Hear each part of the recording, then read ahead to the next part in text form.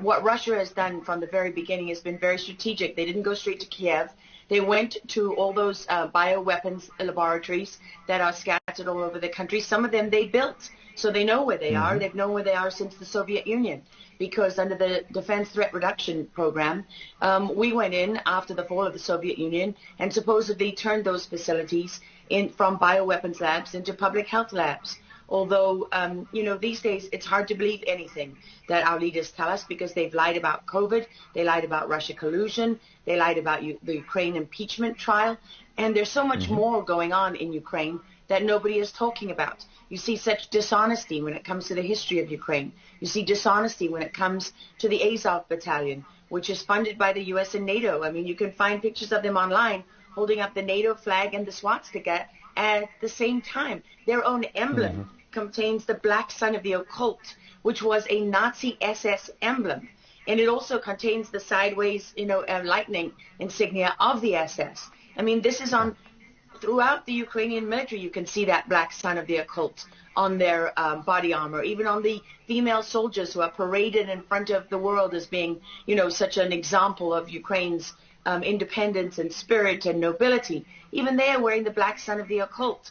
And, the White House wants you to believe, well, this doesn't matter, it's just a small number of troops. It's not true. The Azov Battalion has been murdering its way through eastern Ukraine. Yeah. We don't want to admit this. This was why Crimea voted for independence.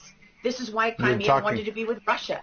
Because we in the media, in the Western media and in the West, won't acknowledge the reality of what's gone on. Western Ukraine backed the Nazis. It was a headquarters for the Nazi SS. The CIA under Alan Dulles actually gave immunity from prosecution to the Nazis of Ukraine from the Nuremberg trials. So there's a long history of the United States and our intelligence agencies funding and arming Nazis in Ukraine. These are not like new neo-Nazi groups that sprung up. These are the actual Nazis from the Second World War, who, if you go back to the Nuremberg trials, said that they were planning for a 1,000-year Reich. And so you have to really wonder, as you look at this, when you know that the CIA sponsored the color revolution in Ukraine in 2013 and 14, that they selected Ukraine's leaders, go to Victoria Nuland's leaked phone conversation where she and the U.S. ambassador are deciding who can lead Ukraine.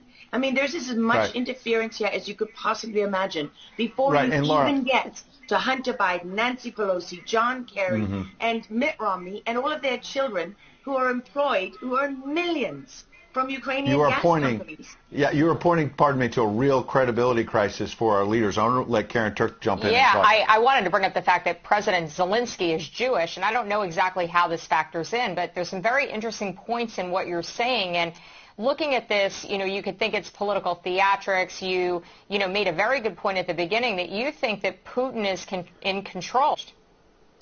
What troubles me about the moment that we're in is that we have such a selective and a narrow reading of history. President Zelensky may be Jewish, but he's not the only one in this who suffered during the Second World War, whose ancestors suffered, right? I mean, look at Putin. How many relatives did he lose in the siege of St. Petersburg? People don't know their history. They don't know what made Vladimir Putin. And I'm not I'm not defending him. I don't need to defend Vladimir Putin. My job as a journalist is to try to understand what is the truth here. I don't like being lied to. And we're being lied to on an epic scale. When we're told your only choice is you have to be 100% with Zelensky, who's a puppet, who you can find on the internet in black stilettos and leather pants, with shirtless, doing a spoof Dancing with the Stars kind of entertainment video. That's a mock of a Ukrainian group that does this kind of satanic occult type of music video. And I mean, Zelensky was selected like so many of our leaders. And honestly, with big tech and with election fraud these days, we don't know how many leaders all around the world have been selected for us and weren't actually voted in. But what we do know is that there are increasing problems with technology and the digitization of our world. Because look at what's happening with COVID.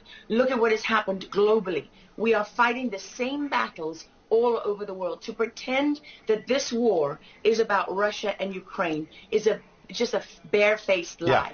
If Putin has been warning for 15 years that he is not going to stand by while the globalists take over the world, build bioweapons facilities and whatever else they're doing in Ukraine. Ukrainian oligarchs. Ukraine has been a center of money laundering for, many of the leaders in this country. For how long? Billions of US dollars have been laundered through Ukraine, and we say nothing about it. These are our tax dollars. I mean, before the impeachment trial, had you ever heard of anyone in the United States, us bringing in foreign governments to the White House for anti-corruption training? I mean, does nobody question these things? Why do we not question them? We have an idiot like Lieutenant Colonel Vindman who goes at the impeachment trial and sits there as a lieutenant colonel. He didn't even make colonel. And he's telling the President of the United States what his policy should be. You have a traitor in the form of Maria Yovanovitch, who was Obama's ambassador, who's telling Ukrainian government officials, don't listen to the will of the American people. Don't listen to the election results. We are the true leaders of America.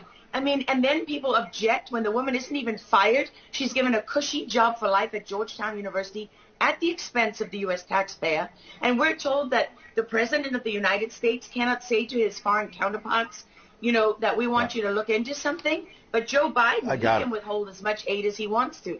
I mean, there's so much hypocrisy and dishonesty here.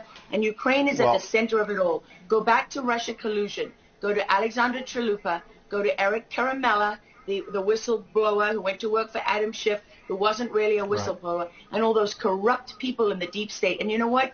The deep state isn't a theory. It's not a conspiracy theory. It's an actual deep state. Look up the SES, the Senior Executive Service, because when that bureaucracy was ushered into law in the United States of America, that's when we got a bunch of unelected bureaucrats pulling the strings behind the scenes. And these are the people that keep lying to us.